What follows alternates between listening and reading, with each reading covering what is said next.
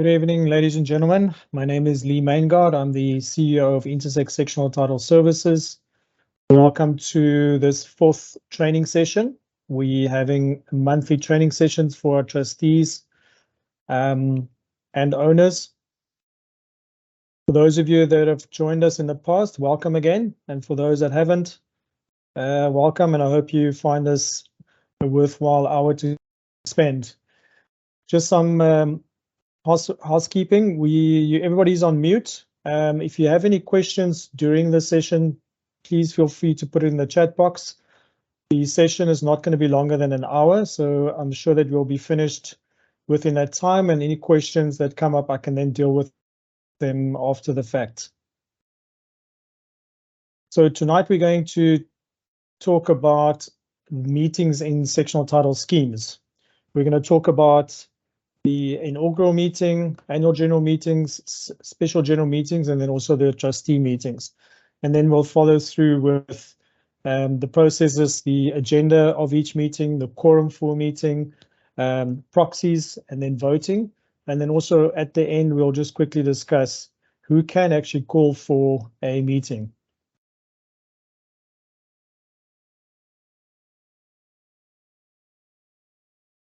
So the types of meetings in sectional title schemes, there are four.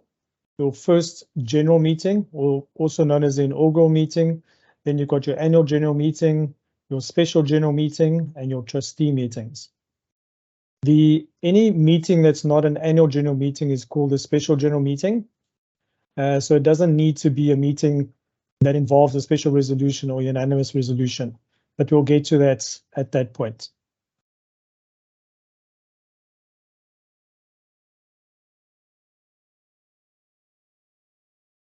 Let's have a look at the agendas for each of these meetings. Your first general meeting, also known as the inaugural meeting.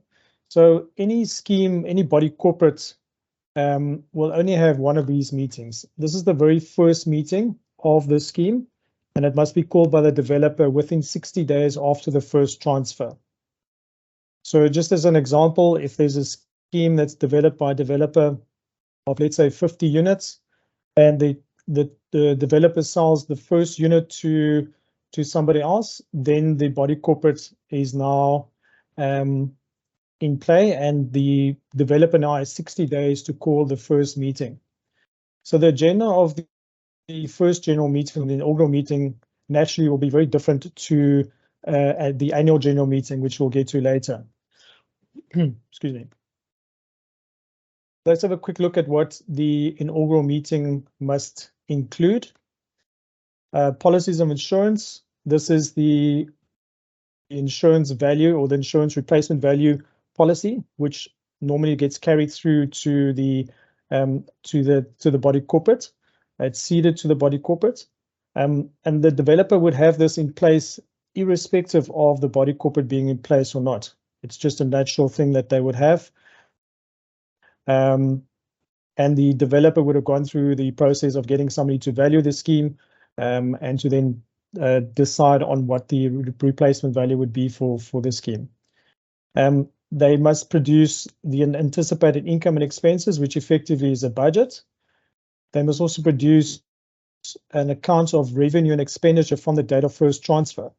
The reason why the developer needs to do this, because the first transfer, because it's effectively 60 days before the first levies can be raised, somebody needs to pay for the expenses for the body corporate.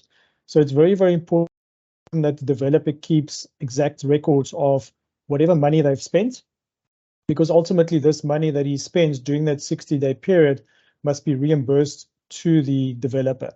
And these expenses need to kind of be similar to what's in the budget, because the budget will, as you know, give way to the levies that needs to be collected from each owner in the scheme. So once those levies are collected after the inaugural meeting has been held, then the developer needs to be reimbursed for the costs that they've incurred for the first 60 days. In my experience, the developers don't generally have the meeting within the first 60 days. It's generally delayed, but irrespective, the longer it takes for the developer to have that first meeting, obviously you can imagine that the higher the expenses are on his side before he can be reimbursed. The developer must also have financial statements to the date of the first meeting.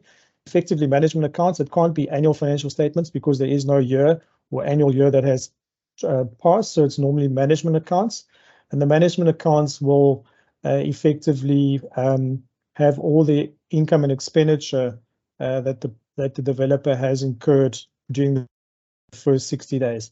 When I say income, there might be situations where there are common property or sections that the developer owns, which he hasn't transferred yet, that he might have rented out during that period. So there might be an income stream, even if it is common property, that needs to be accounted for.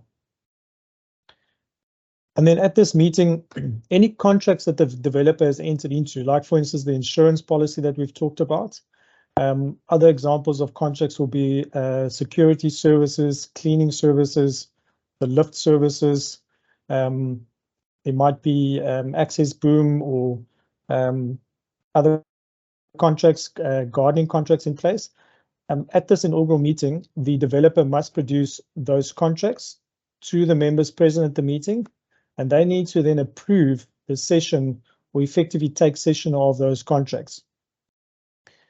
If they don't, then obviously there needs to be a resolution taken at the meeting, and the decision by the members to effectively, let's say, use another security contract or contractor, that must be resolved at that meeting, and then the decision needs to be made from that point onwards. They also need to appoint an auditor. They need to determine the number of trustees and also elect the trustees. Just on that point, from the date of transfer, the first chairman of the body corporate will naturally be the developer.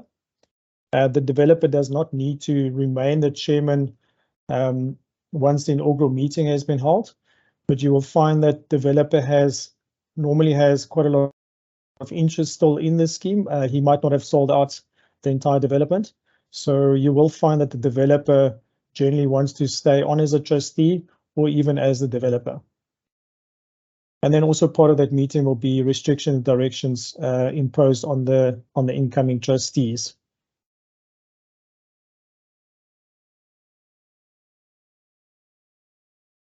The annual general meeting, which is something which I think a lot more of you are familiar with. The notice period for an annual general meeting is 14 days. And as you know, 14 days, it's not business days. So that includes weekends, for instance. Even if there is a public holiday, that would also be deemed a day due a part of the 14 days. The agenda for the meeting is prescribed in the management rules, and specifically management rule 17.6. Because it's prescribed, the agenda needs to follow the agenda that is in the management rules. So those agenda items cannot be changed. I can use an example where a few months ago we had a situation where the trustees omitted to put the agenda item in where the chairman for the meeting is decided on. And I think it took us about 40 minutes to debate the whole point. And the bottom line was that the agenda items as prescribed in the management rules cannot be removed for the benefit or for the sake of a meeting. So the trustees are obligated to keep to the agenda for the meeting. The trustees are, however, authorized to add additional items to the agenda, and so can members from the scheme also ask the trustees before the meeting takes place to add additional items to the agenda. The bottom part there, I'm not sure if this is familiar to anybody, but a body corporate is not obligated to hold a meeting. And I say this very lightly because the practical implications of not having a meeting is quite extensive. But in short, if a body corporate decides not to have a meeting, all the members in the scheme need to approve and consent to all the agenda items on the agenda. And I think you can think about a scheme maybe of being 100, 200 units. or owners, that will be an extremely difficult task to achieve. Special general meetings. So at a special general meeting, special unanimous resolutions are generally tabled. But as I mentioned at the start of the session, that any annual general meeting is called a special general meeting. So a body corporate can have a special general meeting and not necessarily have a special unanimous resolution tabled at the meeting. So this could be potentially discuss, for example, the replacement of the lifts and how the body corporate will look at financing the project, etc., etc. The notice period for a special general meeting is 30 days. And the agenda needs to be specific to the resolution being tabled, and obviously, again, referring to a special unanimous resolution. So the notice must include the details of the motion. In other words, the reasoning why the trustees are requesting for a special general meeting. And then also the wording of the resolution. So the wording is extremely important because at the meeting, the members need to consider the motion and exactly what the decision is that they are going to vote on. So it's very, very important that special general meeting, that a lot of thought is put into preparing for the meeting. And again, specifically when you're talking about special unanimous resolutions. And then trustee meetings, which obviously happen a lot more frequent than annual general meeting or special general meeting. So trustee meetings are determined by the trustees. They determine also the agenda of the meeting. And just a side note, I know that a lot of people generally ask, how many times are the trustees supposed to have a meeting? The Sectional Title Schemes Management Act does not state that the trustees have to have a specific amount of meetings every year. It does obviously say that that's the responsibility of the trustees to meet and to discuss the business of the scheme. These days, a lot of meetings are done online, or a lot of decisions are actually done via email. So you do find that generally smaller schemes or medium-sized schemes, that trustees normally, if they get along as a group, make decisions very quickly and they get on with the business. But then you find bigger schemes where you've got intricate situations or issues to deal with, where the trustees prefer to meet in person. So the notice period for trustee meeting is 7 days. Again, it's not business days, so just normal 7 days. And the agenda should cover matters outstanding from the previous meeting, finances of the scheme, maintenance issues, and then any other issues that the trustees feel they want to discuss at the meeting. We're going to look at the quorums, the quorum requirements for each meeting.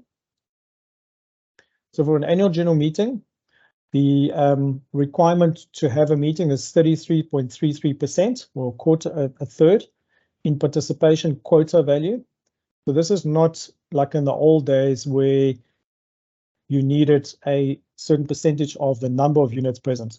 That changed in 2016 to 33.33% in PQ value. And just a note for those that might be in smaller schemes where a scheme has less than 4 units, the minimum requirement for quorum is 75% in value. If there is not a quorum within 30 minutes after the meeting started, so in other words, let's take an example, the meeting starts at 6 p.m. and by 6:30 p.m. there's no quorum, then the meeting is adjourned to 7 days later, same venue and same time. So when we talk about venue, we generally talk about a place where a lot of people arrive at. It could be a school or somebody's house or apartment. In this case, the same would apply if the meeting is online. And then at the adjourned meeting, the people present, if the meeting starts again at 6 o'clock, they need to wait another 30 minutes till 6:30. And then whoever is present will then be deemed to be the quorum, and then the meeting can commence. Special general meeting. So again, I'm only referring to special resolutions, unanimous resolutions. If there's a special resolution, you need 33.33% in PQ value, and for unanimous resolution, you need a quorum of 80% in PQ value. So you can obviously see that to get a unanimous resolution for any specific topic or item is a lot more difficult than a special resolution. And I think it's also important that consideration is given here in terms of what generally will be a special resolution, unanimous resolution. If I can use the rules of this scheme as an example, as a simple example, the conduct rules the changing of the conduct rules will require a special resolution. So you can understand that it's easier to change the conduct rules, and the conduct rules will deal with the conduct of owners in a scheme, their normal day-to-day kind of behavior. And then unanimous resolution is where you want to change your management rules. And the whole idea behind the unanimous resolution is that management rules, for instance, have got a lot more impact on owners in a scheme. And the thinking behind unanimous resolution is that for changes to be made there, you need the majority of the owners, more than the majority in this case, 80%, to at least consider the changes in the management rules. So it is a lot more difficult to get management rules changed than what is conduct rules. Again, if there's no quorum, the meeting is adjourned to 1 week later. Trustee meetings. So the quorum for trustee meeting is 50% of the trustees, but not less than 2.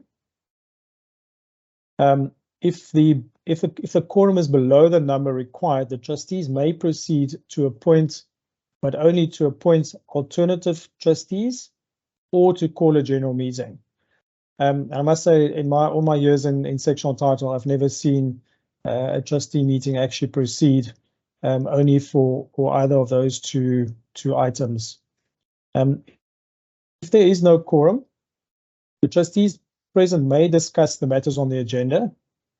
They can take preliminary resolution, but may not take any action from those resolutions that they've passed.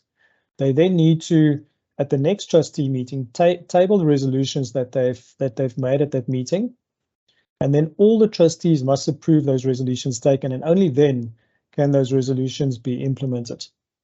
So sometimes you might find that the trustees, certain trustees that attend the meeting might have traveled quite a far way, and that they don't have the capacity or the means or whatever the situation is to come back in a week's time, and they then want to proceed with the meeting, and then they can follow this process where they take preliminary resolutions, and then at the next trustee meeting, all the trustees must then consider the resolutions taken, and then only can they implement those resolutions. Proxies. So for an AGM and a special general meeting, there's a prescribed format for the proxies, and those proxy forms can actually be found on the website of CSOS, the Community Schemes Ombuds Service. It's a pretty stock standard format. The proxies must be, the person being appointed as a proxy must accept the appointment, as is the person that's handing out the proxy must also sign the document. If either of those two people have not signed the proxy, then that proxy will not be valid. The proxy must be delivered to the body corporate 48 hours before the start of the meeting, or it must be handed to the chairman before or at the start of the meeting. It's quite a contradictory entry, that, because I don't understand why they just didn't say that the proxy form can be handed in at the start of the meeting. But anyway, that's what the Act requires. A proxy needs not be a member. So in other words, you can appoint any person that you want to represent you at the meeting. That proxy can then also have specific instructions to your proxy. For instance, you've got agenda items on the agenda as we looked at previously, and you as the proxy can give the person that you appointed as your proxy, you can give them specific instructions how to vote at the meeting. An example would be that you can give your proxy an instruction, for instance, not to approve the budget, or ask the members at the meeting to consider amendments to the budget. You can also, for instance, give them instructions who to vote for as trustees, or you can just give them a blank proxy and then they can decide on your behalf, or you just give them a straightforward instruction for each item on the agenda how to vote. A proxy cannot be a managing agent or employee of the managing agent. And then also very important, which not a lot of attention is given to at the meetings for various reasons, but if two people own an apartment, and one of those persons is going to the AGM, the other person not going must give a proxy to the other person who's the shared owner in that scheme. And I don't think that is really policed well enough in sectional title schemes. And I think that, certainly I've been in situations where questions are asked prior to the meeting starting for proxy forms to be reviewed. And also, for instance, where you have PTY Limiteds, private companies, or even closed corporations where resolutions from the closed corporation or the company is provided to appoint the proxy attending the meeting. In the olden days, when I say olden days, before 2016, when the new act came into being, one person could have multiple proxies, so they could represent a multitude of people at the meeting. And what transpired from that was that you found that in certain buildings where there was a lot of personal vendettas or politics, if you can call it that people will sweep up other people to give them their proxies and to then vote in favor or against certain decisions that will be tabled at the annual general meeting. And that changed in 2016, where the Sectional Title Schemes Management Act only allows 2 proxies per person to be appointed. So I just want to give you an example, is that if I, for instance, own a unit in a scheme, I can represent myself and I can represent 2 other owners at that meeting. If I am not an owner in the scheme, I can then only represent 2 people at that meeting. And I also just want to, one member equals 20 units. So there's a question mark there because there's a lot of questions that come up in terms of what is deemed to be a proxy and what is a member. So as an explanation, a member will be an individual, a person, myself, for instance, or it will be a company or a closed corporation or a trust. So I just want to use, for simplicity, a simple example. If I, Leigh Maingard, own 20 units in a scheme, that's deemed to be one member. I can then pass those 20 units or 20 proxies to one person, and they effectively then only represent one member at the meeting. In other words, they can then get another person who's a member to that they can represent at the meeting. What's important in this situation is that although Leigh Maingard owns 20 units, the PQ values of those 20 units is transferred to my proxy, plus the other proxy that the person is appointed for.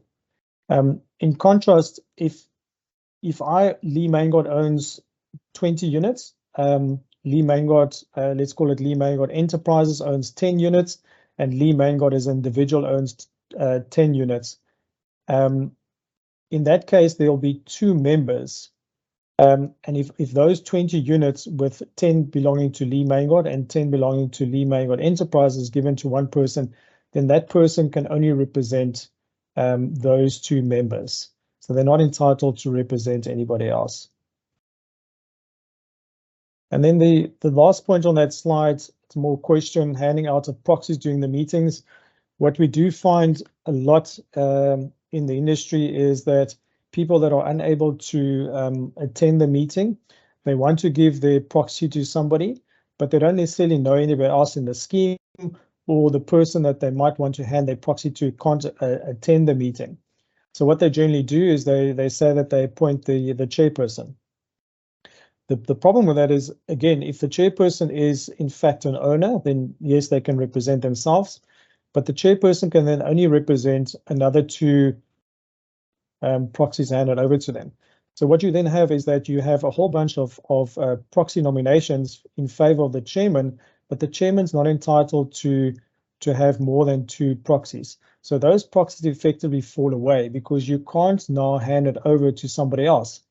The chairman remains the chairman, and if as we discussed already, is that if the proxy is not signed by the person being nominated as the proxy, then that proxy will fall away. So it's very, very important, although people want to always appoint the chairman, is that they try and make an effort to actually appoint somebody that will be at the meeting. Trustee meetings. This is also an interesting point. It doesn't happen that often, but the question is certainly posed from time to time. A trustee cannot be replaced with a proxy. So I can't be, as a trustee in a scheme, have a proxy. What you can have is you can have an alternate trustee, and that alternate trustee must be nominated or elected at the AGM when that trustee is in fact elected as a trustee. So it needs to be made public, and it must be recorded in the minutes of the annual general meeting. And that alternate trustee is only allowed to attend the meeting if the trustee who they are the alternate for is not able to attend the meeting for whatever reasons. They might be overseas, or they might be ill or something like that. We're going to have a look at the voting process for these meetings. So the AGM, which we're all a lot more familiar with. Just the first point there is that any agenda item does not need to be seconded. So the procedure will be that the chairman will ask the members to vote. And these days, voting cards are used, or voting system if it's online, and people are asked to vote. But the approval of an agenda item does not to be seconded. In the old days, it will be somebody to approve and then somebody to second. Nowadays, you only need somebody to approve. From a voting perspective, a majority vote will then pass an agenda item. So a majority vote is not 50% because 50-50 is not a majority. So it needs to be 50 plus one calculated, 50% plus one calculated of the quorum. So there needs to be a 50 plus another one added to the 50 to give you the majority vote. And the voting must be announced and recorded in the minutes. So the announcement of the voting must be done. The Sectional Title Scheme Management Act requires the chairman to announce the vote in favor and against each agenda item, and then it needs to be recorded in the minutes. This is a point which really doesn't happen at the meetings. It also depends on the voting system that is used. If it's a if it's a voting ballot, for instance, it becomes a very impractical item to really attend to, but that is a requirement of the Act. And then also very interesting item points which a lot of people also have some concerns about is that an owner cannot vote if they have an adjudication or court order against them. So by implication, what it does mean is that an owner that's in arrears, for instance, is entitled to vote. And we'll see when we get to special general meetings, the flip side of this coin. And then the other 2 points under that header is the failure to pay levies and the failure to comply with conduct rules of the scheme. So if the trustees can prove that the owner is a continuously fails to pay their levies, or they do not comply with the conduct rules on a regular basis, then the trustees can force them not to vote.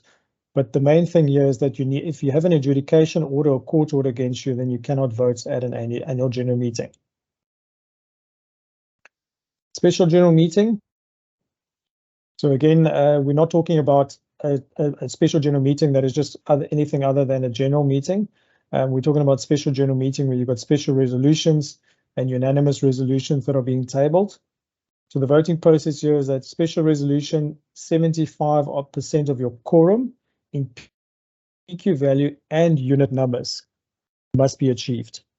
And the important item here is the unit numbers, because the problem that you have with this requirement is that you might find that 75% of your quorum in PQ value is achieved, but you don't have 75% or more in the unit numbers that vote in favor or for that matter against the item.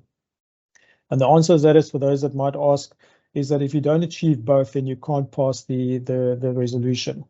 On a unanimous resolution, you need, as you saw previously, you need 80% in a quorum. And of your quorum of 80%, you need 100% in PQ value and unit numbers.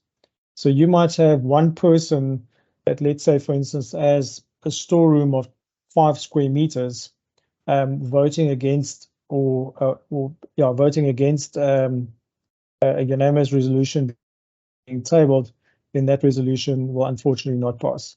So again, you can understand the difficulties in getting a unanimous resolution passed.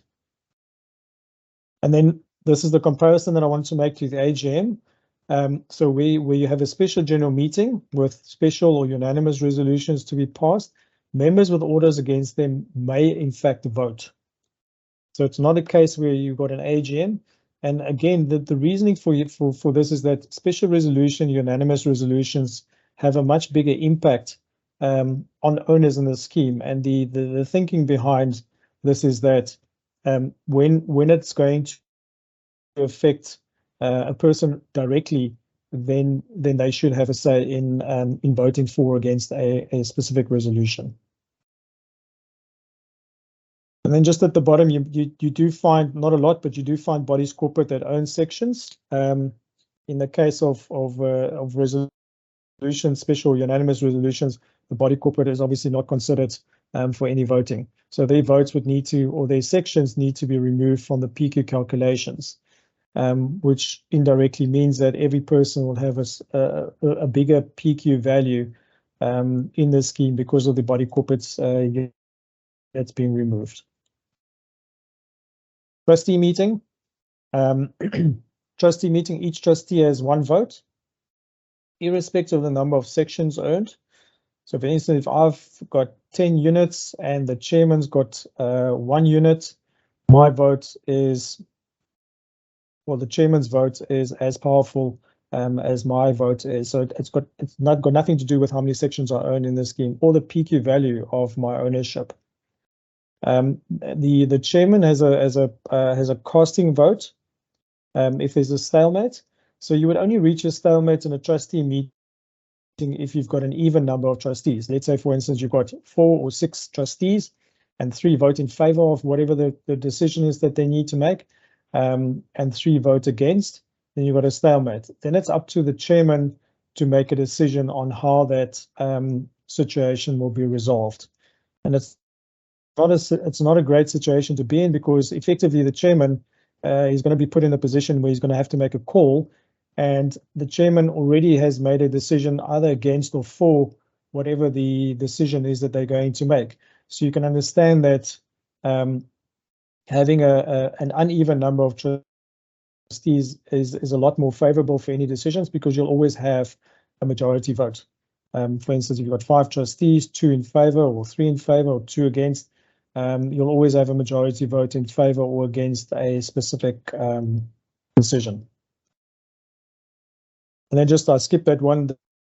The chairman's vote is not worth more than any of the other trustees.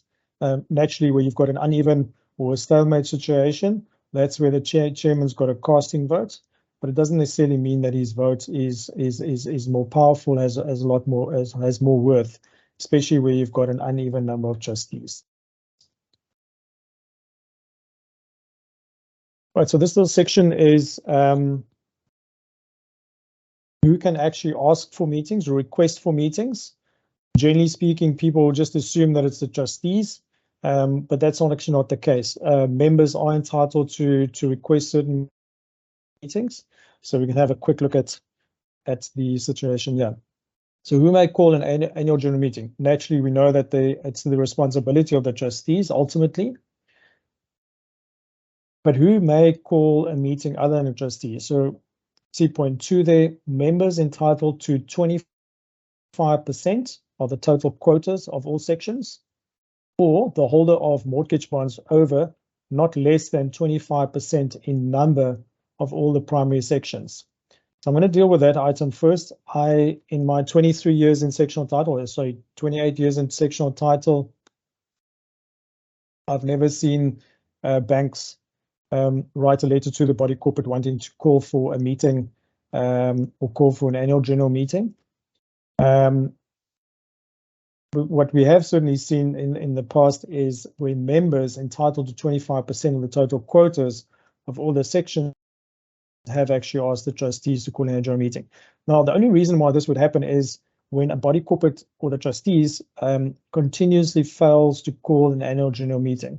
And you can understand that the concern here is that the members who have an vested interest in the scheme and the assets that they own do not have access to the accounts of the scheme. They don't see financial statements. The budgets are not updated. Levies are not necessarily adjusted to accommodate the expenses in the scheme, and that would certainly give rise to owners being concerned about the way that the scheme is managed.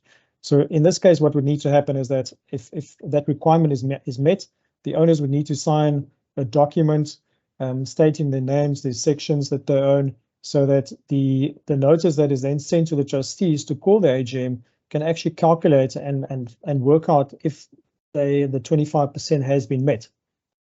And even if we have seen in the past that even where the 25% requirement has been met, the trustees still fail to call the meeting. Those owners that have, let's call it, petitioned the trustees to call the meeting can then go ahead and call the meeting themselves after 14 days if the trustees have not responded to that notice. The minimum requirements remains 14 days, and then the order of business need to be the prescribed management rule 17.6, which we've briefly discussed earlier. So there is an opportunity for owners to take matters in their own hands. It is naturally or sometimes quite a difficult process, because the only people that would really be able to help the owners other than the trustees would be the managing agent. And sometimes you find that the managing agents find themselves in a difficult position, because they ultimately generally work with the trustees and take instructions from the trustees, and then they suddenly find themselves in a position where they need to provide information to the owner. So the role of the managing agent here is to comply with the Sectional Entitled Schemes Management Act, and if all the procedures have been followed, the 25% has been reached, then the managing agent is obligated to then provide that information to the owners in the system to call that annual general meeting.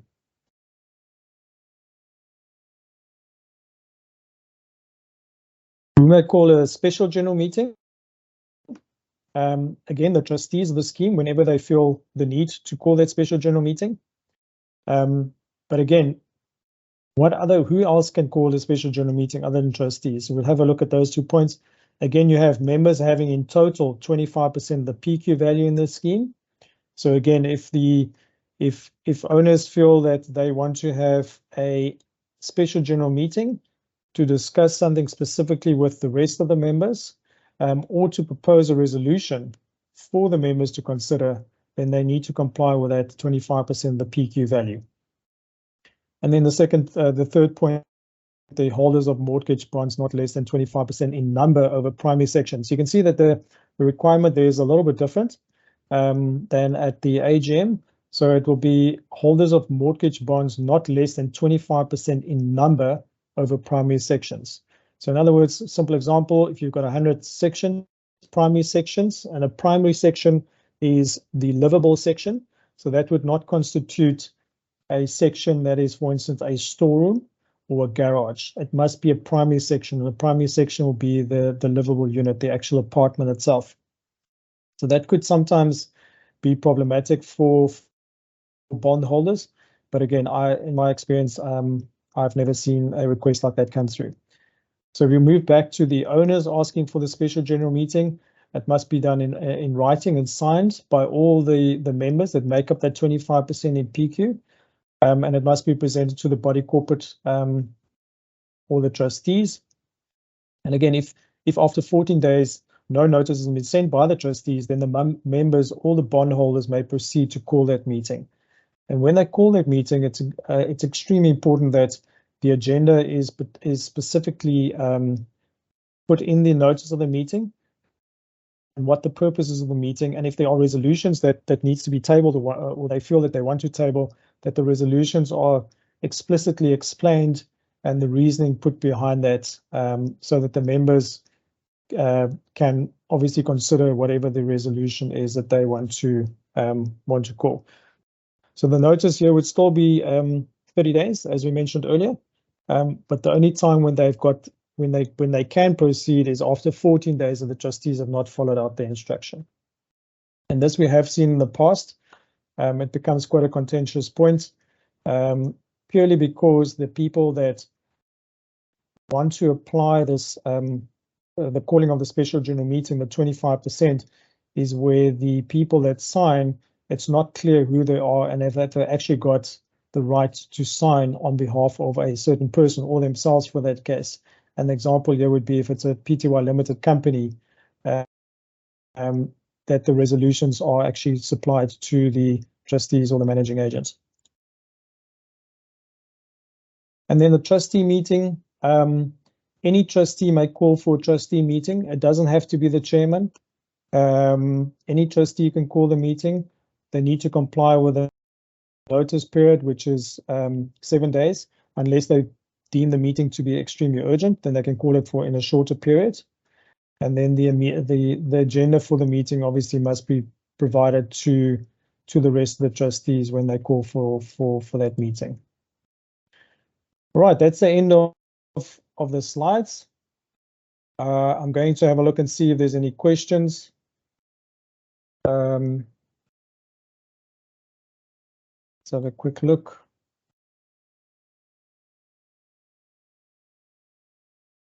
Let's see in the chat box.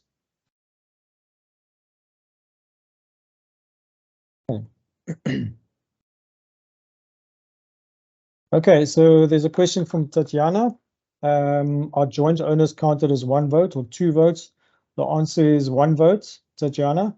So a simple example, 2 people own 1 apartment, or 3 or 4 or 5, only have 1 vote. So it's 1 vote per section.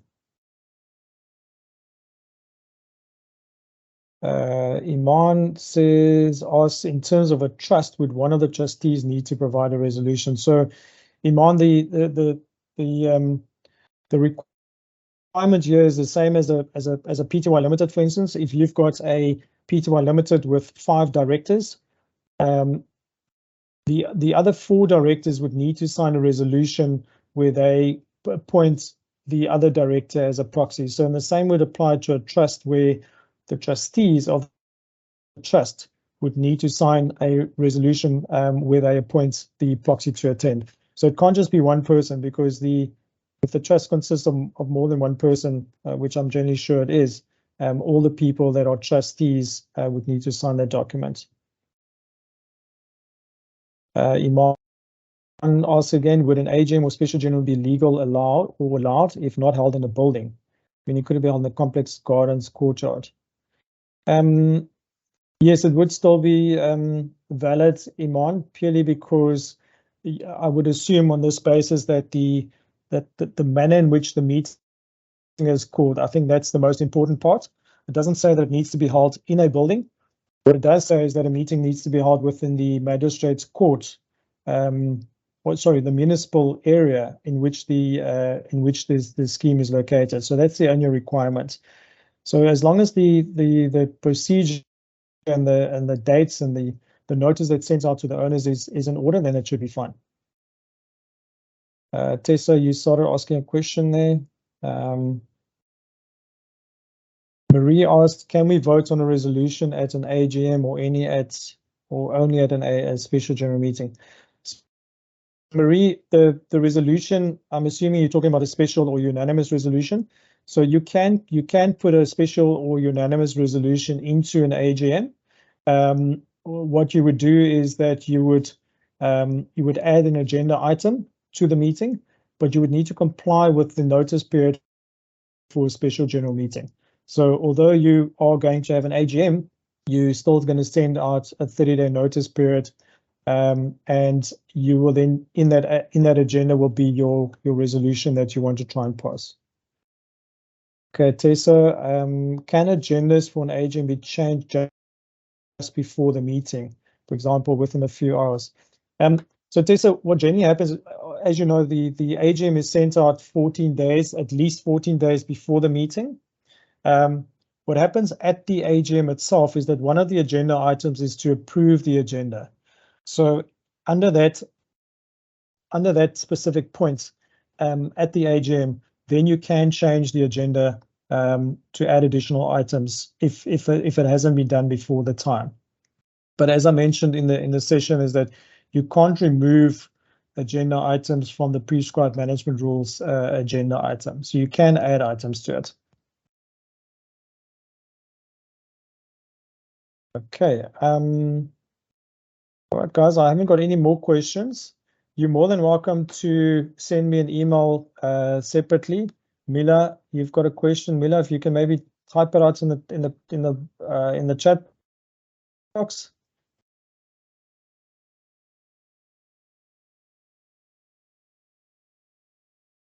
Just to go on with that, so you're more than welcome to email me directly if you have any other questions that you would like me to answer for you. If you maybe feel you don't want to put it in the chat box, and then also I welcome any suggestions from anybody that's participating, any topics that you feel you might want to learn a bit more about. As we've always said, this is not an exhaustive training session. It's really just very basics of sectional title to give everybody exposure to all the aspects of sectional title and to give you an idea of how intricate it can be and how complicated it can be. But you're more than welcome to put forward any suggestions to me when you've got a moment.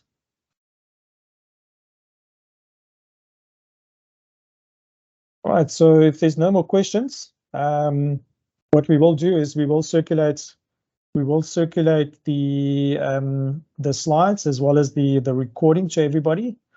Thanks, Monica. Thanks, Sharish. Yeah, for anybody else, thank you very much for your time, and have a good rest of the Monday and the rest of this week. Thank you very much.